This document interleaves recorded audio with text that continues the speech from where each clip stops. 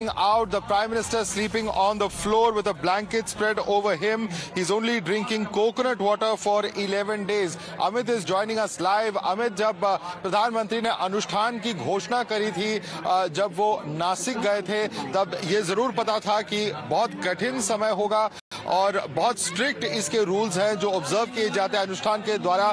लेकिन अब जानकारी आ रही है कि प्रधानमंत्री जमीन पे सो रहे हैं, केवल एक ब्लैंकेट बिछाया जा रहा है और सिर्फ कोकोनट वाटर, नारियल पानी का सेवन कर रहे हैं इस पूरे समय में।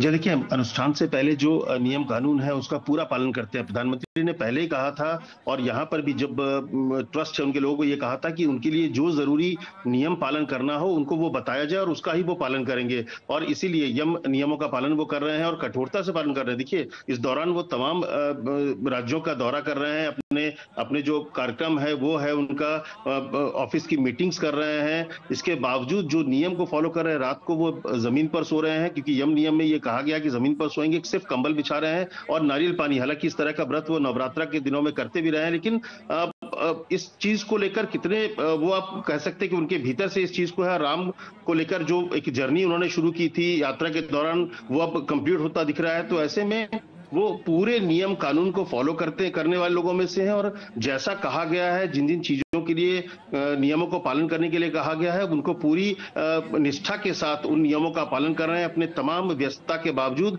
उन नियमों में कोई ढिलाई नहीं है। तो ये दिखाता है प्रधानमंत्री नरेंद्र मोदी का जो उनका जुड़ाव है, उनकी निष्ठा है, उसको दिखाता है कि यम नियम के तहत वो तमाम नियमों का पालन कर रहे हैं, कठोरता से पालन कर रहे हैं। जमीन पर भी सो रहे हैं, बाकायदा व्रत है। उन्होंने कहा था कि कठोर व्रत रखेंगे।